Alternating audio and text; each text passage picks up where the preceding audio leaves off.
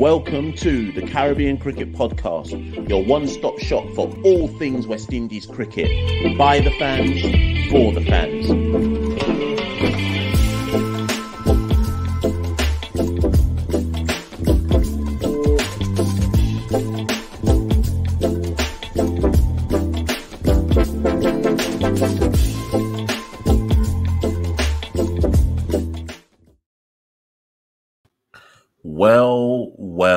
Well. Sometimes you have to start an episode in a completely different way. Ladies and gentlemen, welcome to episode 62 of the Caribbean Cricket Podcast. I'm your host, Mashal St. Patrick Hewitt, one half of the Caribbean Cricket Podcast. If you're watching on the visuals, you can already see who we've got in the studio. If you're listening on the audios, you're about to find out. But as ever, the person who's with me is my partner in crime, Santoki. What you doing? And how are you? I'm massively excited, Mash. We've got a big episode coming up. If you are watching on YouTube and you don't recognize the guest at the bottom of your screen, this might not be the podcast for you. But Mashal, introduce to the people. Who have we got today? So the person we got today, when I think back to growing up as a kind of young man in cricket, obviously both of us, Santoki, people who listen to this, we're massive West Indian fans, and we've both got tales to tell of the West Indies teams that we grew up with, largely speaking the decline of the West Indies. But I always equated England with one particular person when West Indies would play England. And I'd always be like, yeah, if we get this guy out, we'll roll England over quite quickly. So the person we've got on today is none other. I don't even know how you intro somebody like this because he's got so many suits to his skill set. Former England cricket captain, broadcaster, presenter, journalist. What else can I really say? It's Michael Atherton. Michael, how are you doing? I'm well, and very nice to see you both. Nice to be on the Caribbean Cricket Podcast. I'm an avid listener. Right, we're gonna Santoki, screen grab that. Let me slip at that one. make sure that we get that out to people. But Michael, it's really, really good to have you on, and we mean this when we say it's an honor actually to have you on. I think certainly for cricket fans of a particular era, your name, in fact, every era, because you're on TV, because you're everywhere, you are synonymous almost with cricket all around the world. So it's an absolute pleasure to have you on. And Santoki, I'm going to let you kick off proceedings on this one. Yeah, let's get into it. So Mashal mentioned, obviously, we were unfortunate to have grown up during the decline of the West Indies. Contrastingly, Michael, you grew up during a period when West Indies were dominating world cricket, late 70s, 80s, winning World Cups, home and away. And obviously, they had a great input on county cricket. Obviously, Sir Clive Lloyd was at your local county, Lancashire, for a good nearly 20 years. Kind of, as a youngster growing up, aspiring to play cricket, how much of an impact and influence did West Indian cricketers have on the development of your own game? I think anybody who's a child of the 80s, which I am really, that's when I was in my teenage years and just starting to get into the game. Anybody who grew up then admired the West Indies team. You know, the Ashes is obviously the big series for England. But in the 80s, Australia were a bit of a dull team, actually, comparatively. So it was always the West Indies tours that most of us looked forward to, both home and away. I mean, you know, prior to 1989-90, they weren't televised live, so you'd get snippets on the news of some fantastically terrifying cricket. And obviously, you know, the 80s tours to England when the West Indies were an unbelievable team. So it was just a very charismatic team, actually. Clive Lloyd, you mentioned, I'm a Lancashire boy. Clive is an adopted Lancastrian. I remember well, actually, must have been mid-70s. My local club was a little club called Woodhouses Cricket Club.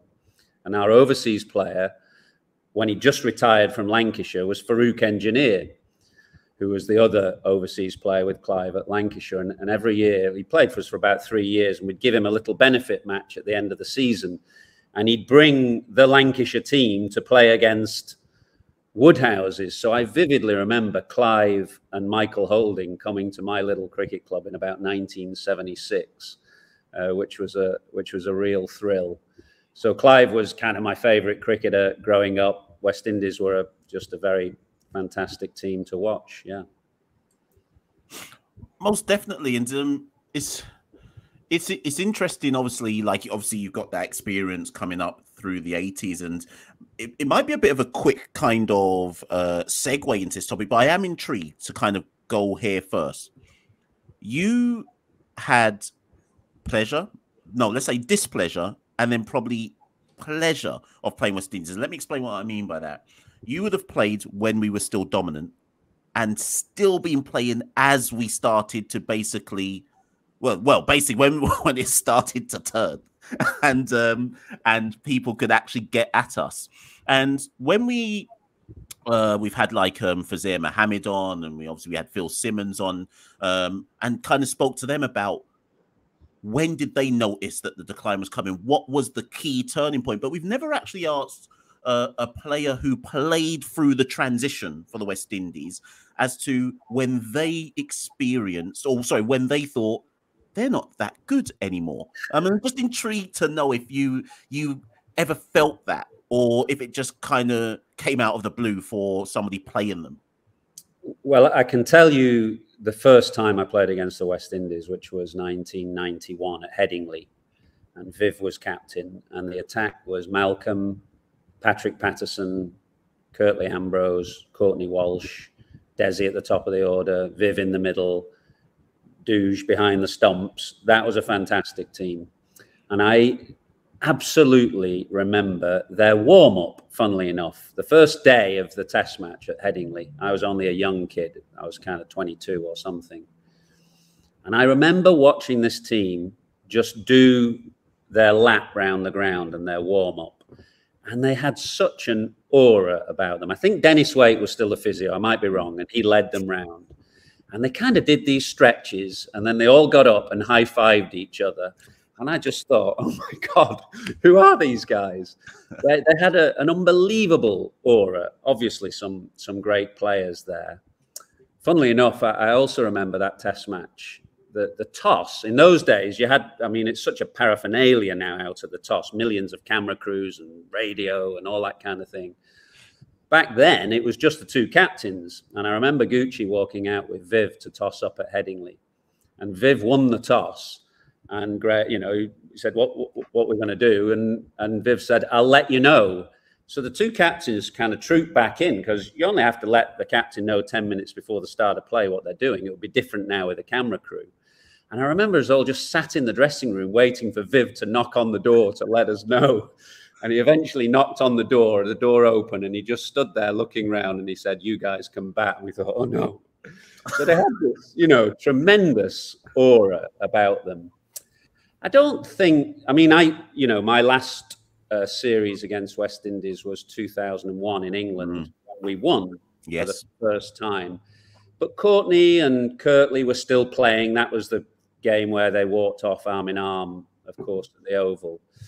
So there was still very much a sense that scoring runs against them was hard work. The difference was the quality of the backup bowlers, which wasn't quite there then. And the batting was vulnerable. And I don't know when that realization came, but it kind of was a gradual realization that, we were more than competitive by 2001. Even I toured twice as captain to the Caribbean, even the second time in 98, with a bit of good luck, better luck with the toss and pitches. We could have maybe sneaked a win as well, even though the scoreline 3-1 suggests, we were well beaten. Actually, it was a funny series and lots of things didn't quite go our way. So I think it was just a gradual realization, really, through the decade that they weren't quite as strong as they were. But my word, I tell you, that first game at Headingley lives long in my memory. That side had an unbelievable aura about it. And we've got hundreds of questions from listeners and followers they want to ask you, but I'm going to get this one in first because it comes from my father-in-law, who's a proud Jamaican, so I need to get this question in. He wanted to know, what was it like facing Patrick Patterson? I believe you faced him in the 91 tour. I don't think you faced him in the Caribbean, but what was it like against him? Well, of course, he's a Lancashire player as well. Funnily enough, it was just after I'd taken my O-levels, or maybe it was A-levels, I can't remember which, but I remember Peter Lever, who was the Lancashire coach at the time, and I was just a young kid. I wasn't a professional player or anything. But the first team were away and the second team were away, and little did I know that Patrick Patterson was injured and needed somebody to bowl at to prove his fitness for the next game. So I got a call when I was about 16 years of age from the coach to say, do you want to come down for a net? He didn't tell me who I was about to face.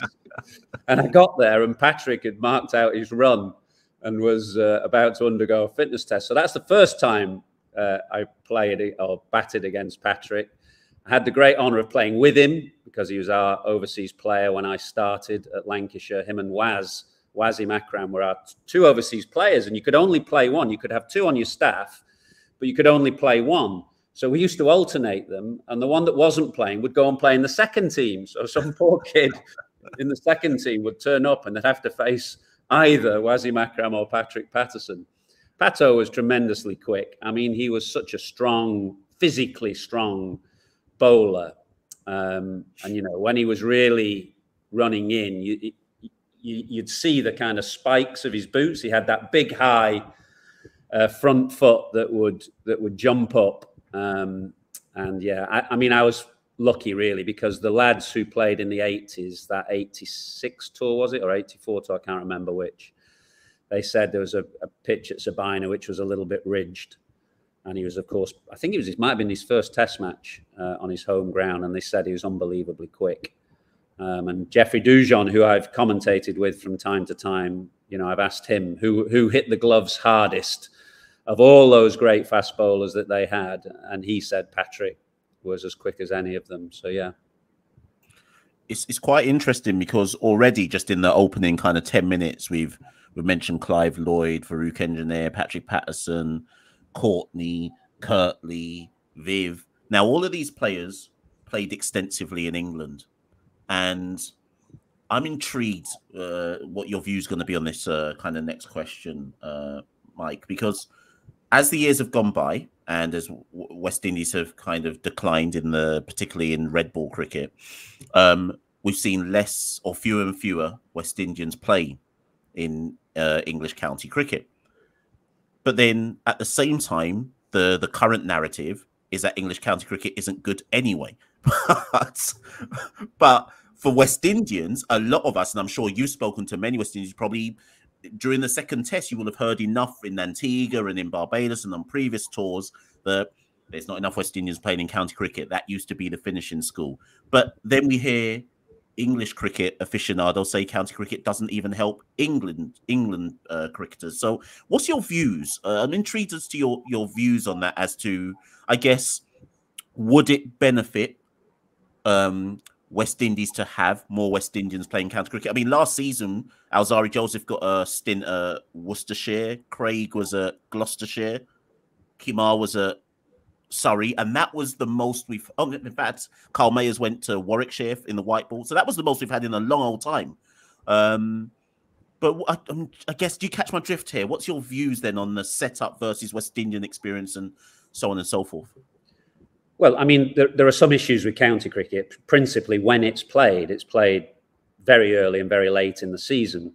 But I think that may change over the next few years, and hopefully we'll get a decent amount of first-class cricket played at a reasonable time in the summer.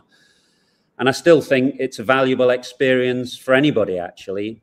And I think particularly for players, young players from the Caribbean, just because of the volume of cricket that you would get, first-class cricket, if you come and play in England. Often players from abroad don't quite get that volume.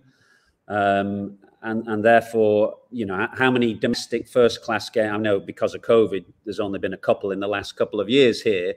But generally, you know, there are fewer number of first-class games in West Indies domestic cricket than there would be in English county cricket. So I think that volume is very useful for batsmen especially. And of course, just the different conditions. I know you play with the Dukes here, but it's a slightly different Dukes. And the pitches, which certainly do more off the seam, sideways movement. So that ability to try and learn about a different style of cricket, to try and develop your game and make it a more rounded game, I still think it's a really valuable thing. for any young player, actually, but obviously for young West Indies players as well. I mean, we've got Jacob Bethel, young Jacob Bethel in the system. He's one of yours. No. This is a sword. But he's. Do you suspect that he'll end up playing for England in the near future? Oh, I don't know about near future. He's a talented lad. Used to see him actually. You'd see him occasionally on Accra Beach as a very young kid, knee high, and he clearly is a very talented lad. So kept an eye on him in the under-19 World Cup where he did pretty well for England. He's obviously on Warwickshire's books, and they think highly of him. Do you know what, Santoki? Actually, before you jump into 94, because Athers has brought up Jacob Bethel, should we go there with one of those? Should we go with that final mailbag question? Should we go there? Which one was it, Mash? I don't know if we're ready to go there. Oh, okay. You know what? I'm going there. Go on. I've just seen it. I want to see what. Let me put Athers on the spot early in the recording. So, Mr. Atherton, your son can represent West Indies or England. Help us out, please. Well, it would be for him to answer, but I think he sees himself very much as an English produced player. Both my kids have CARICOM passports, so they do have that link through my wife, who is Guyanese. But Josh is a English produced player. He's having a crack at Middlesex and enjoying himself. Well, for all those who said, "Come on, please try and Athers' arm," I tried. He knows we need an opener. He knows our cupboard is bare, but I try my best, everyone, to try and engineer a situation. But Santoki, I know you wanted to go into 94. Yeah, well, firstly, I'm not giving up on Athers' son playing for the West Indies. I'm going to make a call to the Guyana Harpy Eagles, as they've known, and see if they can get him out for the regional season. Yeah, so let's talk about 1994. So your first tour as captain to the West Indies. Controversially, we'll say it was a proper tour. You went to Jamaica, Guyana, Trinidad. We won't talk about the 46, and then Barbados and the Wreck. Firstly, I guess, what was it like touring West Indies off the field at that time? Well, it was always the principal tour of the winter. In those days, it was a simpler time, I suppose. You had one winter tour, and the West Indies was always a 5 test match tour with a few ODIs as well. I think we played 5 ODIs on that tour, West Indies 1-3-2. So it was a long tour. You went to all the islands, you played games in between the tours. You'd always play I think we played a game in Grenada against the President's 11. We played against Barbados. We played against Jamaica in Jamaica. So, it would be a lengthy tour. You'd go to all the islands. I mean, I've written about this quite frequently in the last few years. It's a long time now since England have been to Guyana. They last played a test match there in 1998, which is when I was captain. And they haven't played a test match in Jamaica or Trinidad since 2009. So, it's very different now. So then it was just a full-on tour and a great experience. The standard of cricket was high. Sabina Park, terrific atmosphere. I remember turning up there for the first test match. I'd never seen a pitch like it, actually. The groundsman there, I think he was called Charlie Joseph, I might be wrong. He used to kind of spin roll the pitch. He'd dampen it, and then he'd get his roller and almost like spin roll it. So it had a sheen and a shine, and you could almost see your reflection in it. And when you went out to bat, it was so hard. It was quite difficult if you were batting in spikes. Right at the start of the game, you felt as if you were batting on an ice rink because it was so hard. Your spikes wouldn't go in, and it was really glassy and shiny and fast. And Courtney Walsh bowled tremendously quickly in that game, and quite an edgy atmosphere at Sabina Park. A good atmosphere. So yeah, fantastic experience. I mean, lots happened on that tour. There was the Sabina Park, Courtney Walsh. I think he got warned for for frequent short pitch bowling at Devon Malcolm at our tail. He bowled a very fast spell at me. We had the 46 all out in Trinidad. A game really we should have won. We dominated that game for long periods, and we dropped a few catches, which meant we were chasing like 170 instead of about the 50 we should have been chasing. And it meant that West Indies only had an hour to bowl on that fourth day, and Kirtley came steaming in. And then Brian's 375, of course, at the Rec, which was a very, very flat pitch, but a great place to play, right in the heart of the town, a fantastic atmosphere, which is very different now to the new ground, which is a little bit out of town and more difficult for the local fans to get to.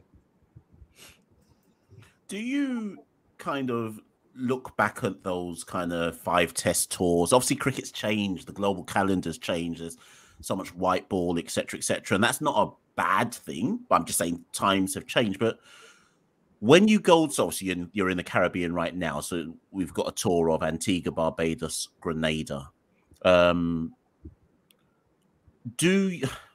the sense you get? Because out there now in Barbados, having maybe spoken to West Indians, Barmy Army, English traveling fans, the media in general, is there a sense of we'd like to go to the other islands, or do you sense that it just is very much now the accepted, well, this is what an England tour of the Caribbean is now? I hope it changes, and I hope England get the opportunity to go to some of the, places that have rich cricketing heritage. If you think traditionally, historically about West Indies cricket, the 4 great places that have produced cricketers are Barbados, Trinidad, Jamaica, and Guyana. So 3 of those that England haven't been to for a long time. So I hope they get the chance to go there again. I mean, one understands why these things happen. The economics of the world game are such at the moment that there's great inequalities. West Indies, their income compared to, say, England's and India is tiny. The England and India tours are the only tours where West Indies make money. So, the islands with strong tourist angle bid for the test matches, and that's why we're in Barbados, Antigua, and Grenada. But I feel it's just kind of lost a little bit of soul, partly because of the islands that we're not going to. I shouldn't call Guyana an island, but the territories we're not going to. And the lack of local fans. I mean, even when I played, there was always a strong English contingent at places like, the Kensington Oval. But there was a lot of local support as well. Throughout all the test matches I played, that local support was fantastic. And playing and watching cricket in the Caribbean had what I would say was a unique flavour that you would get nowhere else in the world. Every country's got its own distinctive characteristics, I think, but playing and watching cricket in the Caribbean was unique, and it's just lost a bit of that at the moment as far as when England go, just because it's broadly an English crowd. So, that's a matter of a bit of regret, I hesitate to sound like an old cricketer talking about yesteryear, because you're right, things do change, and you have to be careful not to sound like a dreary, ancient cricketer talking about back in my day. But I still think, to have that character to playing and watching cricket here is really important. So it'd be lovely to get a bit of that back. Sorry, go on, Santo. I was going to say one such place with the legacy. Obviously, we talked about the Rec, but also Border Cricket Ground in Georgetown. You scored a century there in the second test on 94. Just kind of, what was your experience playing there, and how would you describe the character of that stadium? Border was very similar to the ARG, actually. Quite a small ground. The facilities not necessarily fantastic for players or supporters. But, right in the heart of the community, I can think of Border now. It's right in the middle of Georgetown, all of life around it.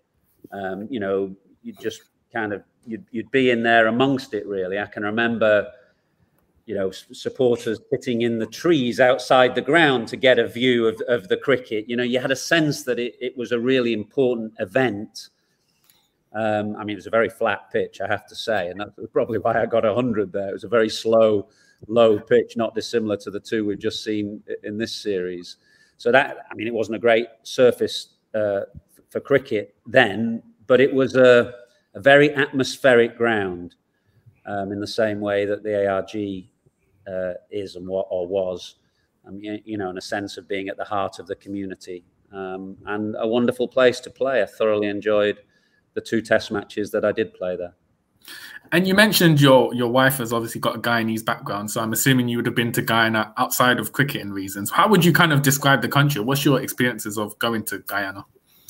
I've been there frequently. It's a very interesting country, as you know. It's got a vast hinterland. There's only, what's the population? Only about 650,000 people, isn't it? This vast hinterland of almost uncharted wilderness. So I've been on that 94 tour. We went to the Kaichor Falls. We went to the Oranduke Falls, I think it's called, which is up on the Brazilian border. I've been, you know, quite a lot of the areas behind Georgetown, down the rivers, down the Essequibo. I've spent, you know, time down there. So it's a very different country from most of the others in the Caribbean. And it's produced its fair share of great cricketers, of course. It has that great cricketing heritage from Berbice and Georgetown, produced a lot of great players. So it would be nice to see England go back there again at some point. It's interesting because you briefly touched on it when you're talking about border, but I think this is kind of an aspect of West Indies cricket that people often overlook, the facilities or lack thereof. And recently on Sportsmats, which is one of the main kind of carriers in the Caribbean, Dwayne Bravo did like a tell-all interview for an hour or so, and he was talking about how the facilities in Trinidad, just use Trinidad as an example, are the same as they were when he was a young boy playing in Trinidad all the way back in like the late 1990s, etc. And I think sometimes Athers people don't realize just how limited facilities are in the Caribbean. So I just wonder if you can just talk on that a little bit in terms of, and actually from a perspective of being a player and kind of growing up in the English system, and then you go out to the Caribbean and you're like, oh, there's not much. Well, yeah, I mean, you know, well, certainly then we accepted that as that's what it is. That's how it is. There's a famous photo. It was actually doing the rounds on Twitter yesterday of Geoffrey Boycott batting in a field surrounded by goats and cows and just a concrete strip. And what it was, you just found, you know, places to have a practice. You know, you'd use the tennis courts sometime in Georgetown and you know, practice on the tennis courts. At the Rec, you'd have to walk over the road to find some nets behind the kind of ground there. And that's how it was. And there was no sense of complaining about that. So it's a matter of regret to me that, you know, they've moved away from the Rec and the border. You know, partly the 2007 ICC World Cup stipulations about getting bigger grounds with better facilities. But again, what's been lost is a little bit of soul. But I know that Johnny Gray, for example, the CEO here, they are really utilizing the ground, the old Stanford ground in Antigua, the Coolidge ground that they now own. They bought it and they own. They're planning to broadcast all their cricket remotely from there, and they're planning to really develop the facilities there. He told me that I think they're going to have 18 grass nets. You know, I think they're building an indoor school as well. So they're going to use that almost as their academy hub to develop young cricketers. I know that University of West Indies here in Barbados, that was significant for the development of a lot of players as well in the last few years. But, you know, they're going to try and reconstitute that at Coolidge. So that sounds as though it's going to be a first-class facility. I was having a chat with Chris Brabazon, who's in charge of like the coaching development and the talent pathways. And it sounds as though that'll be an excellent facility for the next generation. Most definitely, I think, and I'm glad you've mentioned Chris Brabazon, because I think again there's a lot of knowledgeable people behind the scenes in Cricket West Indies, and sometimes it can appear like it's all doom and gloom, but there are people with plans with how to kind of regenerate things. But of course, in any sport, you're judged on the metric on what's going on in the field, and nobody necessarily wants to hear about long-term plans. No, but I mean, West Indies has always produced talent, and I think it always will. Whilst cricket is still, regarded as important to the region, it will always produce talented cricketers. What do you need really as a young player? You need space and sunshine, and there's an abundance of that in the Caribbean. So although the population is small comparatively to India and England, there's still advantages here that will see the production of talent. And then obviously if you get a facility like Coolidge that will help as a finishing place for that talent, then the hope is that there'll always be good cricketers. I mean, when you think about it, that great period of West Indian dominance from the mid-70s to the mid-90s, I mean, the remarkable thing really is that, people talk about the decline. The remarkable thing is that there was that period of dominance. When you think of what's the population across the Caribbean, is it 5 million or thereabouts? It's remarkable that this great team dominated world cricket for 20 years. And it's one of the great stories of any sport, really. And it would be unreasonable probably to expect that to happen again. But I still think West Indies can produce lots of talented players and be competitive. Most definitely. And before Santoki comes back in, I've just got a quick question, actually, because you kind of jogged my memory as you were saying something earlier on. Looking at your own career, you obviously captained England for 5 years. Was it 5 years? Yeah. Give or take 5 years. And actually, I just want to pick your brain ever so slightly on, we'll call it the art of captaincy. Because what do you feel the role of the modern cricket captain is? Has it changed? Do you think captaincy is still the same as it was back when you were captain in England? So, for example, so Joe Root's copped a bit of flack and stick for not declaring earlier in the fifth day against West Indies. I'll just use that as a kind of brief example. But do you think in any shape or form captaincy has changed, or do you think that role will always kind of remain the same and the fundamentals of cricket ensures that? Or do you think captaincy might be a bit overrated? I think the fundamentals haven't changed. And your job, put simply as a captain, is to try and harness the 11 people in your team and get them pulling in the same direction and playing for a cause or whatever it is, whilst at the same time allowing space and freedoms for individuals to express themselves. Because cricket is a unique game, really. You've got that balance between the individual and the team. And that can create some tension and some conflict. And a captain's job is really to harness those two things, to get everybody pulling together, but allow individuals room to express themselves and be themselves and be the best version of themselves they can be. So I think, put simply, that's the captain's job. And the stuff on the field doesn't really change. You're trying to size up conditions quickly. You're trying to stay ahead of the game. You're trying to do everything in your power to try and win a game. And if you can't, then obviously to avoid defeat. That much hasn't changed. I think what's changed a little bit is just the dynamic then slightly off the field. So, for example, the first tour that I captained, which was here in the Caribbean, we'd have a manager, a coach, a physio, and a scorer. And that was it.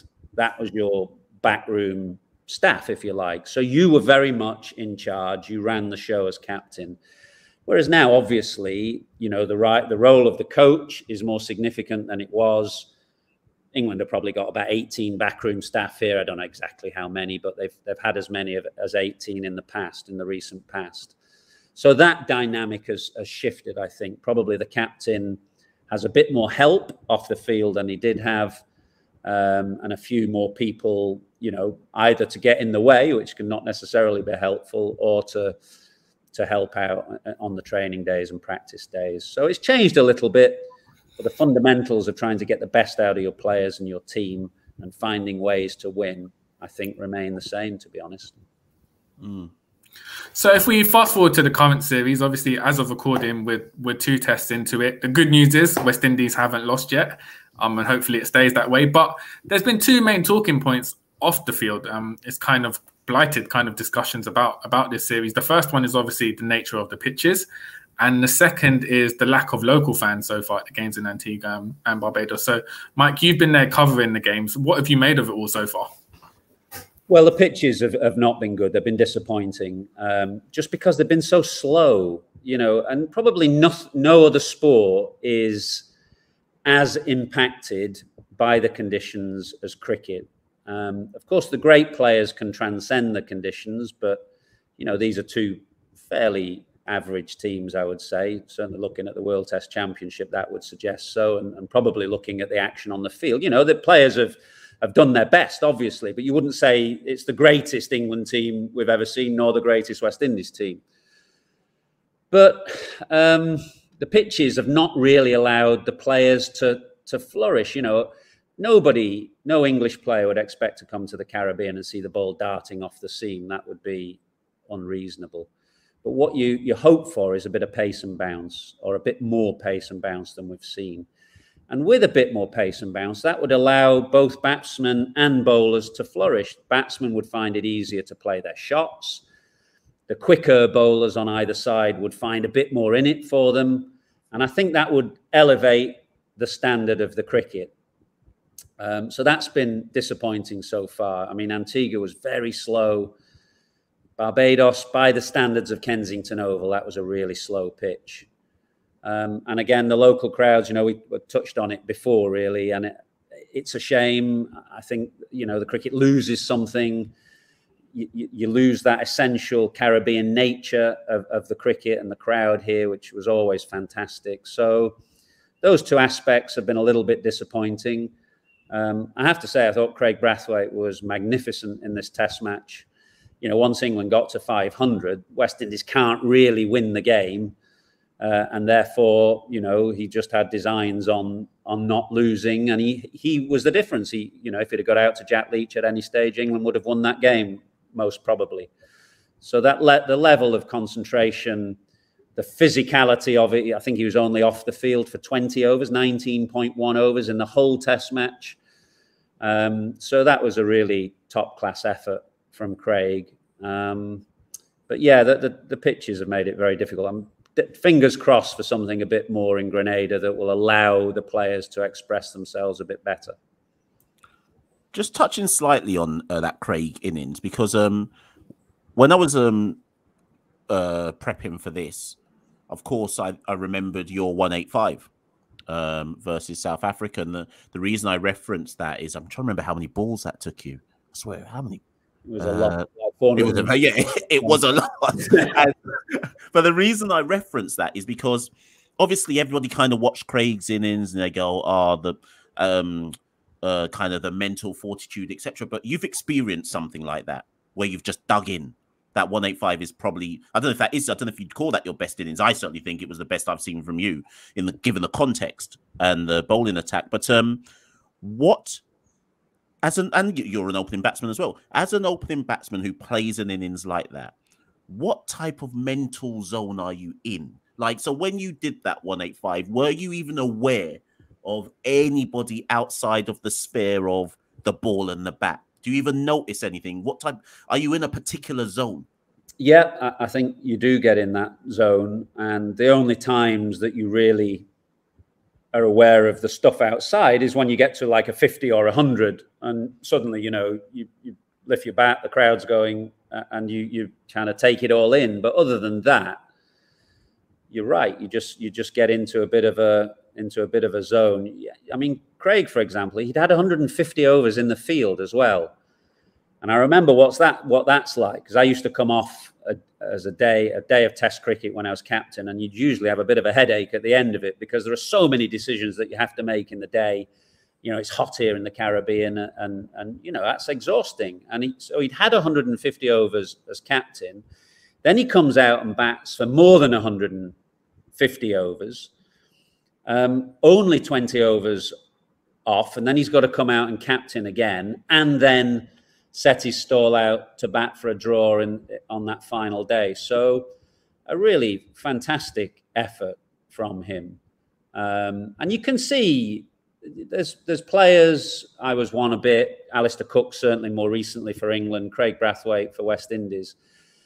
You know, players, you can see the ones who can concentrate for long periods because they tend to be quite calm and relaxed types. They're not burning up too much energy in between deliveries. You know, you look at Craig and you think his heart rate's probably down at about 45 or something. He doesn't look like a man who is stressed out at the crease. So, you know, he's conserving his energy. You only really, when you think about it, have to concentrate for about maybe 10 seconds each ball, because the bowler runs in, you switch on, concentrate like mad for those 10 seconds.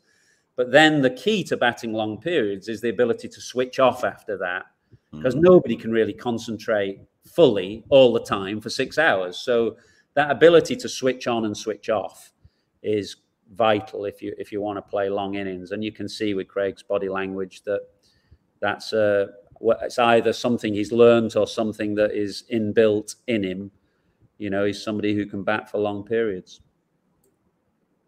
Most definitely. And I think Santoki, we were kind of rejoicing it just because since Shiver's gone, I mean, we haven't really had innings. I mean, Nkrumah Bonner has shown us bits and pieces, but since Shiver's gone, we haven't really had those. That used to be a regular kind of innings that we would see from someone in the West Indies team. So it was pleasing to see someone dig in like that. But Santoki, like you said, we had lots and lots of questions sent in to us. Do you want to bring some of them in? Yeah, actually, before we get into that, just one quick question for Mike. Sort of, with West Indies, we're always trying to make comparisons to the glory days, and there's always this question about who's going to continue the long lineage of fast bowling excellence in the region. At the moment, that's come down to Jayden Seales. Obviously, the pitches haven't been conducive to kind of highlight his talents, but what have you made of him so far in the first 2 tests? I've liked the look of him. As you say, the pitches have just not helped anybody. And if you're a young fast bowler here, you know, you have to feel that they've not been given any real opportunity to show what they've got. But he can move the ball. He obviously can get that new Duke's ball swinging. He looks quite an intelligent bowler to me. I'll just give you one example. I can't remember which morning it was in Antigua when Chris Woakes was at the crease. And Chris is perfectly reasonable number 8 batsman, but probably, you know, if you've got a ploy at him, you're probably going to bowl short. West Indies hadn't bowled one short ball at him for about 40 minutes. And then the moment Jayden Seales came on, his first ball at Chris Woakes was a short ball and it flicked the glove, if you remember. I can't remember which morning it was. So he strikes me as quite an intelligent bowler. He's good in the field. I've watched him in the field. He's taken some good catches and he's kind of engaged and alert in the field. So he looks a switched on cricketer.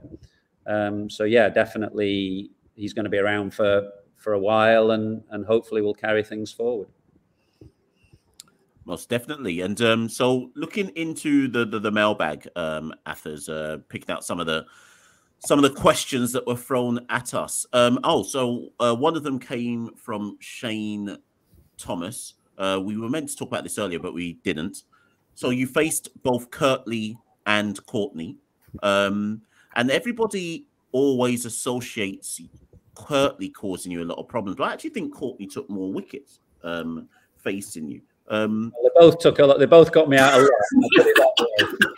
You know, I mean, I got out. You know, there's some bowlers who got me out a lot. Glenn McGrath got me out more than anybody, and I always felt I never really got my share of runs against Glenn McGrath. But I kind of felt I had some good battles against Kirtley and Courtney. You know, I got some hundreds. I got a few runs. I felt I kind of gave my best against them. Both were fantastic bowlers. And, you know, when people say they got you out a lot, well, you know, we seemed to play West Indies every 2 minutes back then in 5 test match series. So if you're an opening batsman, you're going to get out to them. And as I said, towards the back end, when I played against West Indies, the backup bowlers weren't of the same quality. So if you're going to get out, you're probably going to get out to those 2 rather than, you know, Merv Dillon or Rayon King or whoever it was. So, yeah, I mean, they both got me out a lot, but both fantastic bowlers, quite different because of the angle, I think. Well, Courtney was quite wide of the crease, you know, angling in, getting it to hold up, quite awkward. And Curtly, more straight lines, and very, very accurate. Curtly he was funny because I always used to take the first ball and he'd bowl the first over. And before he bowled the first ball of a test match, he'd kind of, you know, mark out his run, blah, blah, blah. But then he'd walk down towards the pit, towards me, and he'd get to about, you know, 8 foot from the popping crease where he wanted to pitch the ball. And he'd kind of stare at the pitch and rub his hands as if to say, you know, that's where I'm going to be for the next 2 hours. And he usually was. He was a fantastic bowler. And 2 guys who I get on well with. I mean, didn't mix with them much when we played, but always had great respect for them. They never said a word on the field, or hardly ever. I mean, I can count on the fingers of one hand any words that were said. They were just top-class bowlers, great competitors, but, you know, who didn't need to say anything, really. They let their bowling do the talking. And our next question from Damien McBride, we sort of touched on it earlier, but what are your memories of Brian Lara's 375 at St. John's? And also, he wanted to know, when you were putting together the 300+ run stand with Robin Smith, did it ever cross your mind that you might break a record as well? There need to be a timeless test for me to break Brian's record, I'm afraid. But I did enjoy, it was a very flat pitch. I mean, bizarrely, we're talking about the pitches in this series, but the Rec was always a placid pitch. And it's funny, isn't it, how former fast bowlers who are groundsmen seem to want to produce graveyard surfaces. That was Andy Roberts then, and it's Tony Merrick now at the Viv Richards Stadium. Brian's 375, well, I knew Brian well. I played against him at under-19 level. We both played in the inaugural under-19 World Cup, which was in Australia in 1988. And Brian played in that. So I knew, you know, he was a fantastic player. And to be honest, he never looked like getting out that day. I mean, I didn't think of the record straight away, but there was a point where genuinely we started to think about that record because the pitch was unbelievably flat. He just didn't look like getting out. He was a maestro, really. I think of all the players of my era, he's the one I enjoyed watching most of all because of just the flow and the style and the elegance. You know, he's a brilliant player, a spin, that high back lift, you know, lovely flow. So he was a great player. I reckon the only mistake he made from memory, it's a long time ago, of course, but I remember on 291, I'd just taken the slip out finally, and he nicked one through slip, Andy Caddick, I think. And now whether he did it deliberately, I've no idea. Maybe he was taking the mickey, I don't know. But it was a great moment when he did break the record. So I remember he needed one, didn't he, to break Gary's record. And we kept him waiting. I changed the field numerous times just to try and build up the tension a bit. And then he pulled Chris Lewis to the fence, and there was just mayhem. Everybody ran on. Gary came on. So it was about 15 minutes before the next ball was bowled. Do you know what, Santoki, actually, as touching on the kind of like discourse about lack of local fans, and that's actually the best example to show the lack of local fans. If we had someone doing that today, who would be on the pitch then? There'd be no one there. We'd have to rely on the England fans to run on to mob our own players to tell them that. You know, I was watching in the last test in a fairly dull moment. I was watching a bit of YouTube footage of the famous Michael Holding to Geoffrey Boycott over in '81 at Kensington, And you can still see it on YouTube. And before that over starts, the camera pans to the old Kensington stand, which is now the Greenwich and Haynes. And the local supporters are all kind of coming up under. There was the Kensington was kind of slightly raised up, and they were coming underneath to get into the ground, and it full of local fans, and sitting on the roof as well. The great Patrick Eager photo that's taken from the far corner, the opposite corner, looking back past Boycott when he's got his middle pole knocked out to the Kensington stand, and they're all sat on the roof. You know, the unbelievable images, really. Most definitely. And I think lots of other questions were sent in, and actually in the course of us discussing everything we've discussed, they've actually probably all been answered. But I will leave you one last question before we go to how we actually end our episodes. But at no point in the show, granted it's a Caribbean cricket podcast, but I do think it's important we still ask you.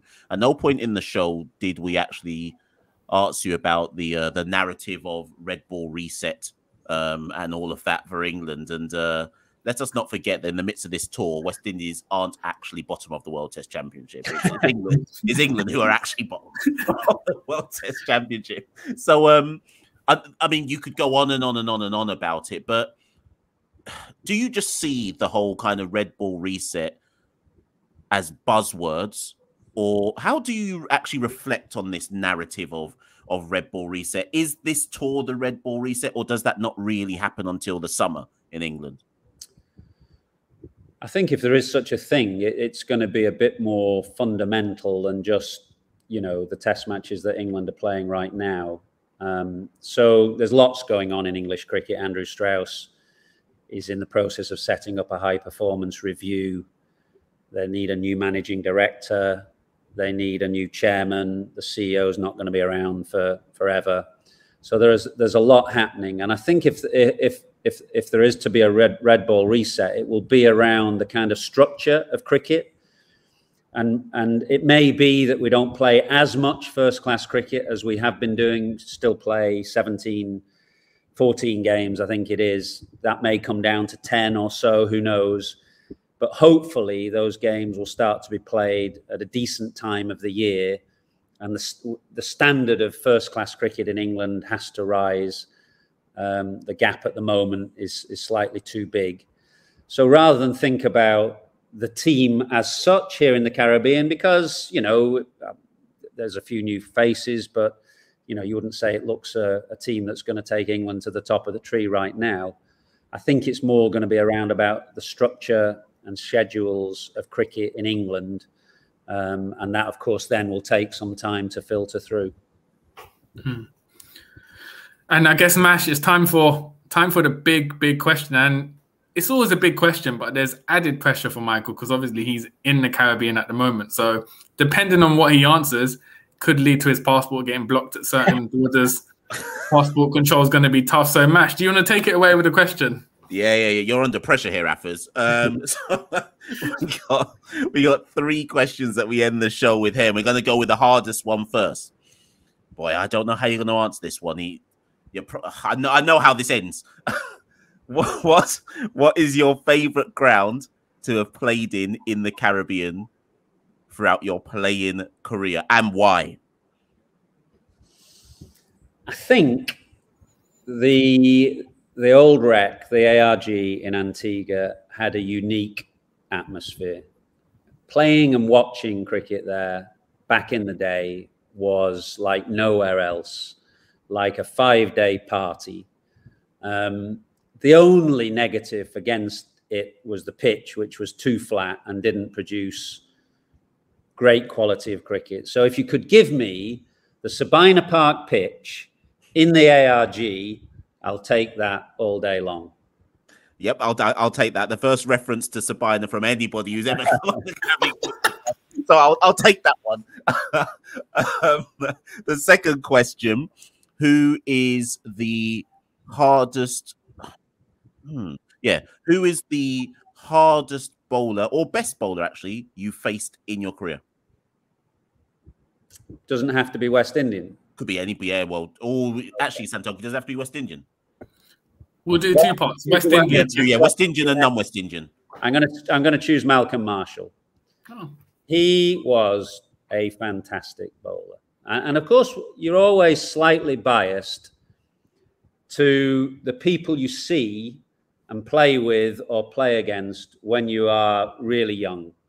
So I think my third first-class game for Lancashire was against Hampshire at Southampton, and Malcolm Marshall was still really quick in 1987. So I have this memory of, a 21-year-old playing against Malcolm. And I got through his new ball spells twice and was so thrilled to do so. I hit a little off spinner called Nigel Cowley straight up in the air twice, having kind of survived Mako's frightening new ball spells. But what a bowler he was. The sight of him running in, those, that fast run up on a kind of curving run with his arms and legs going, pace really fast, and an ability to also just manipulate the ball, maneuver the ball if he slightly cut down his pace. He was such a versatile and skillful bowler.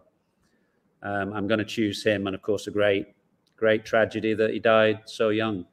Yeah, most definitely. Rest in peace to Malcolm Marshall. And finally, the greatest, I guess you've got to say the greatest batsman you've seen, but that could mean played in a match with, that could mean watch on as a fan, watch on TV, etc. I'm intrigued to see what you're going to say here. Obviously, you can't answer yourself. You did okay, but I did okay, but I wouldn't be putting myself in that category. I'm going to actually choose another West Indian. I'm going to go for Viv. I have not seen a player with that kind of aura on a cricket field. The way that he carried himself was unbelievable. And, everybody, it's a cliche, isn't it? Everybody talks about the fact that he kind of carried the hopes of a small nation on his shoulders when he walked out to bat. But I think you could see that in the way that he carried himself. Nobody walked to the crease like Viv. In an era of helmets, he'd walk out there in his maroon cap. An incredible batsman. He still looks really well. I saw him the other week in Antigua. He was 70, of course, during that test match. And he looks a fine example for Caribbean living, I can tell you. It still looks like he could get out there and put the whites on now. So I'm going to choose him. Fantastic player. Well, you can't go wrong there. Well, Santoki, what a tour de force that has been. I'm going to hand over to you for the closing remarks. Yeah, well, what an hour of conversation, Michael. Thank you so much for coming on. We appreciate your time. I think the one lesson to take from this podcast, Mash, is that Test cricket needs to come back to border in Georgetown. But Michael, before we go, what is it? We've got one test left in the series, England West Indies. What is your prediction? Well, I fingers crossed for a pitch that offers something and allows the players to really express themselves. I think England look a slightly stronger side. They certainly have done in the first two test matches, but of course they've won two good tosses. So if Craig calls right and gets on the front foot and gets out in front, we may see a different turn of events. But I feel England just have the edge somehow. Hopefully the pitch will have enough in it to produce a result. Yeah, I'm inclined to actually agree with Mike there. The only thing I would say is neither side is yet to face a true examination of batting technique. And it'll be just intriguing. If Grenada actually gives us something to watch, it'll just be intriguing to see which top six crumbles under the pressure. I daren't say which one looks weaker, but it'll just be interesting to see which one crumbles first. But Mike, as Santoki said, we'd always wanted to get you on to the podcast in some shape or form. So as we kind of said at the top of the show, an absolute honor to have you on. Great conversation, great chat. Obviously, you're going on to Grenada after this, and we don't wish England well, but we wish you well. Thank you. Great pleasure to come on and chat to you, lads. No worries. Ladies and gentlemen, that has been episode 62 of the Caribbean Cricket Podcast. Thank you and good night. We rule the cricket world. Now the rule seems coming. Welcome to the Caribbean Cricket Podcast, your one-stop shop for all things West Indies cricket. By the fans, for the fans.